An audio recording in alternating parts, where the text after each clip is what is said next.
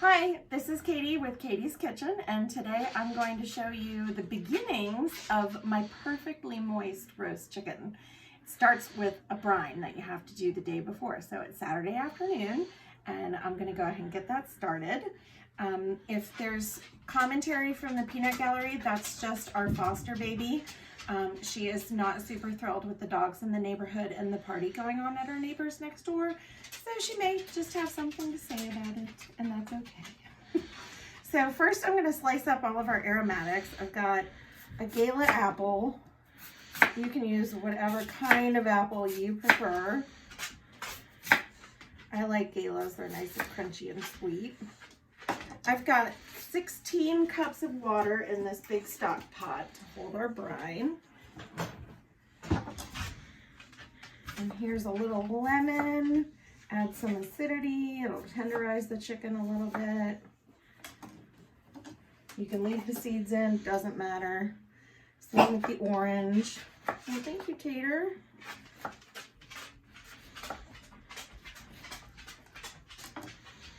Just slice her up. Drop her in. We got an onion here, same deal. Just gonna slice it up. You don't have to take the skin off or anything.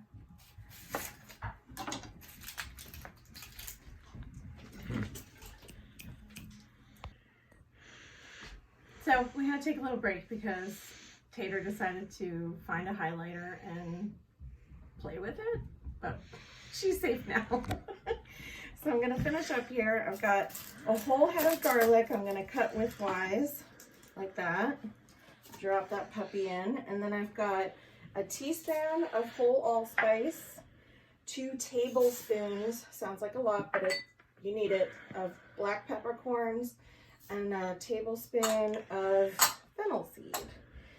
I've also got a half a cup of brown sugar, a whole cup of kosher salt, and I've got 2 bunches of herbs here, thyme and rosemary, and they all go in. Then we're gonna just bring this up to kind of a warm simmer, just to make sure that that salt and brown sugar dissolve. We'll dump in some ice, we'll put in our chicken, and then that'll be it for the night. Just for puppy tax, this is Tater Tot. Want to say hi, Tater? We say, puppy girl. Are you the best girl ever? Yes, you are. Look at those teeth. All right, say bye, Tater. Okay. So now our brine is all heated through. It's pretty hot. I'm going to add some ice just to cool it down and get it ready to receive the chicken.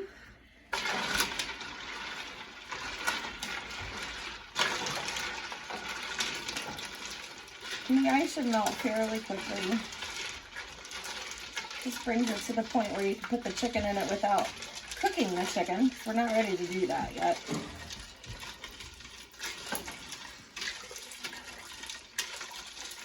Can you show the pot? There you go.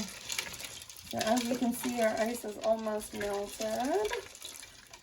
And we're at a good temperature. So I'm gonna slide our chicky in. I have a 6-pound chicken here. And I'm gonna stick it in breast side down just to be absolutely sure those breasts get some nice brine action. And because it wants to float to the top, I'm gonna stick a plate. Well, that plate won't fit. I'll try another plate. Just on top, so it keeps that chicken submerged. This is gonna go in the refrigerator, and I will take it out tomorrow afternoon to get it ready to roast. See you then.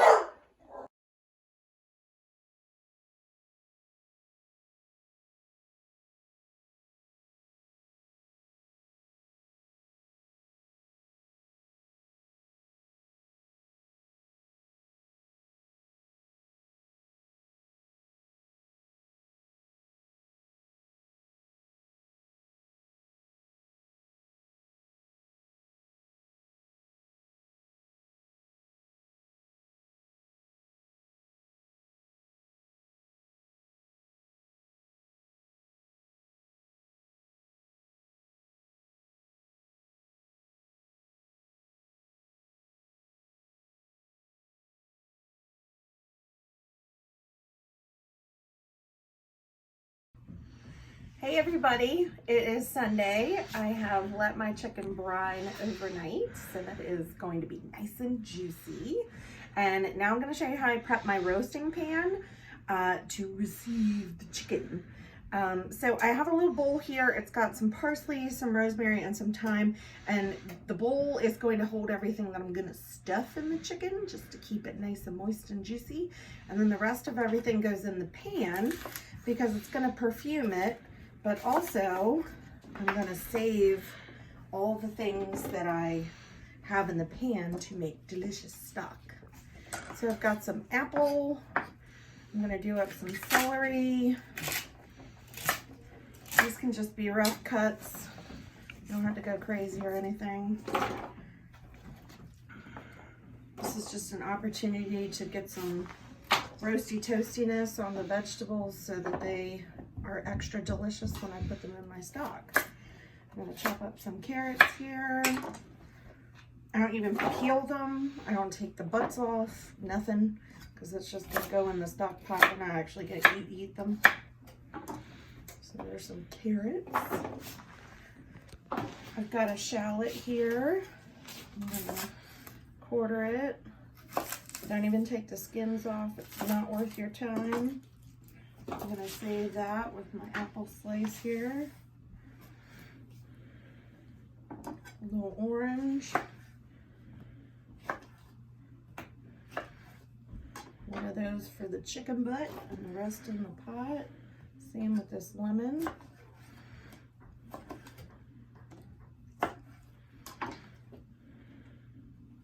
Don't even worry about the seeds. They're not important. I'm going to have my garlic. One for the pot or the chicken butt. It's okay that these fell apart. We're just going in the pan. And I've got some onions. I'm just gonna quarter them. Again, like the shallot, you can just leave the skins on.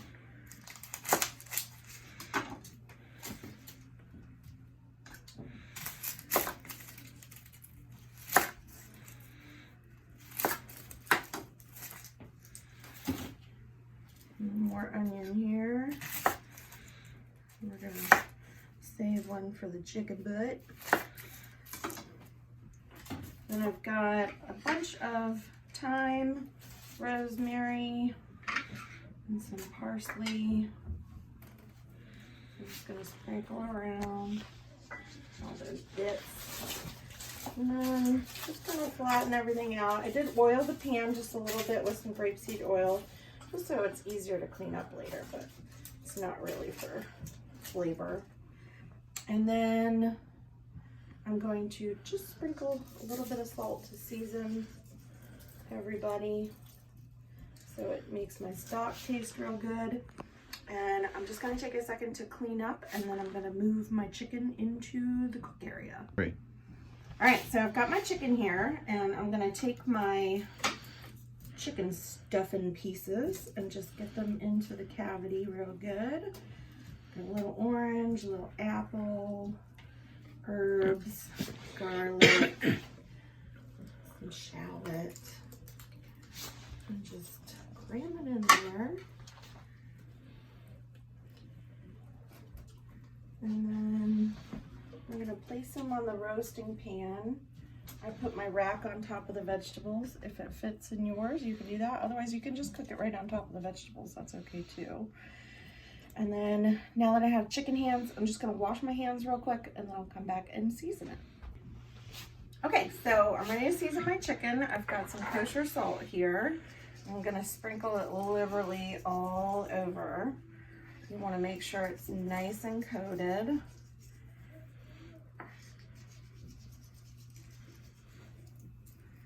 And I'm going to just lift up and get the back a little bit. I dried my bird real nice. I'll get a little bit in there too. And the last step is I've got some compound butter here that I'm just going to fish under the skin of the breast. Keep it nice and moist and flavorful. Just kind of work it in. all compound butter is just softened butter with something in it. I've just got a little thyme, and that just kind of perfumes the bird. Get all the way up in there.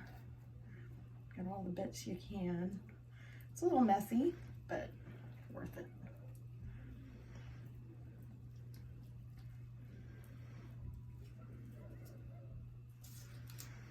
All right, I should have done this before. I didn't pepper it, so I'm gonna wash my hands and then I'll get some pepper on there. All right, so I'm gonna do my must step. Get some nice fresh cracked pepper over this big old bird. That's good. I'm just gonna spray it with a little non-aerosol canola oil just to ensure it browns right. And then I'm going to insert my digital thermometer into the breast because this is the secret to a perfectly moist chicken. It's not going to be about how many minutes you put it in the oven, it's what temp it is. So I'm going to feed this into a thick part of the breast and then take this bad boy, turn my thermometer on. I'm going to set the temperature for 160 degrees because you want a chick cooking to 165 degrees, but as soon as I take him out of the oven, he's going to have what's called carryover cooking, and that will continue to bring it up to temp. So I want to take it out just a little shy. And now we wait. What temperature? It's at 350 degrees.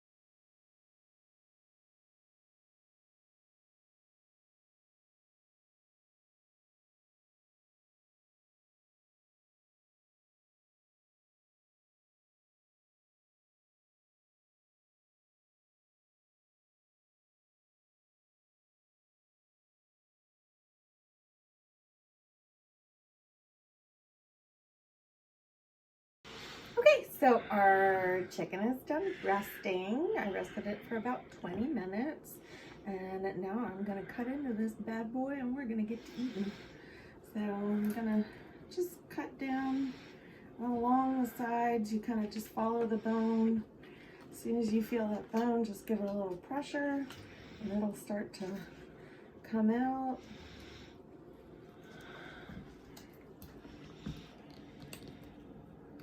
Still a little hot, so I'm just getting tender with it.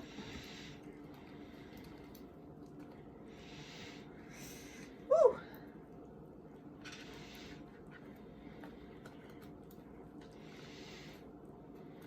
It's just too hot to really grab on there, but it's coming away.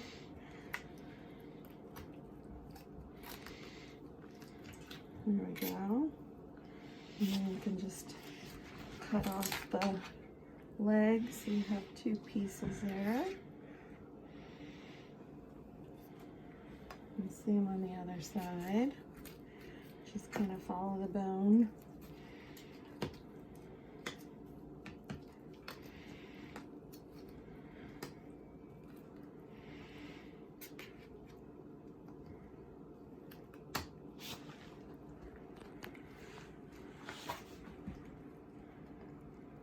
If you're brave, you can just grab it, but it's just a little too hot for me to do that.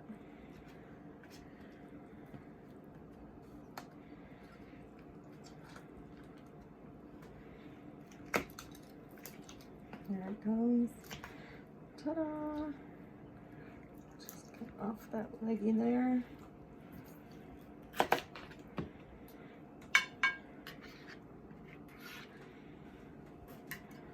And you can just kind of get in there at the wing.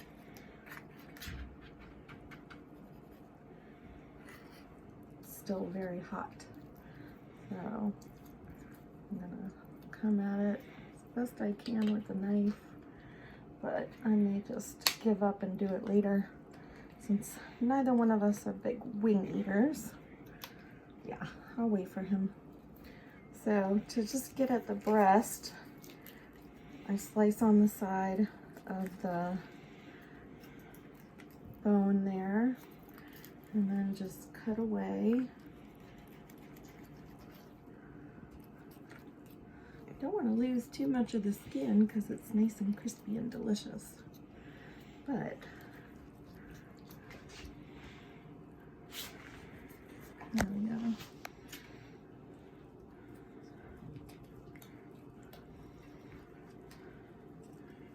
Ooh, you can see how juicy it is. Get it off the bone there. Whew. This bird is still real hot. I really could have left it for a little bit longer, but we're hungry.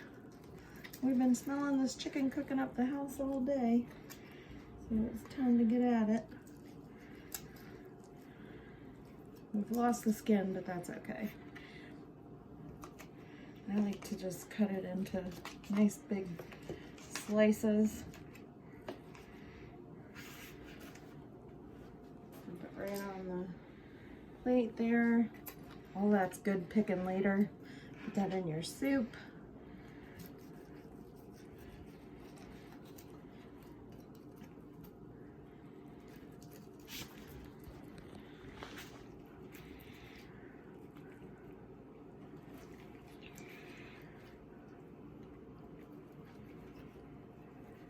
Ooh, it is on fire.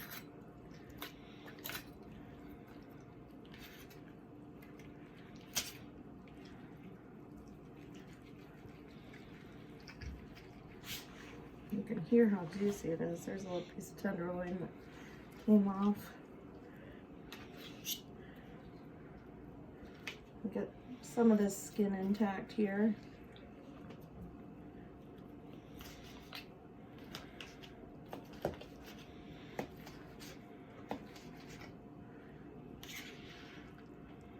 And there we go.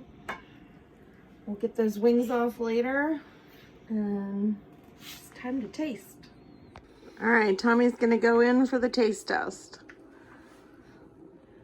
Really good. Nice and juicy. Nice and juicy. Mm-hmm. Oh, and the second bite. All right, it must be good.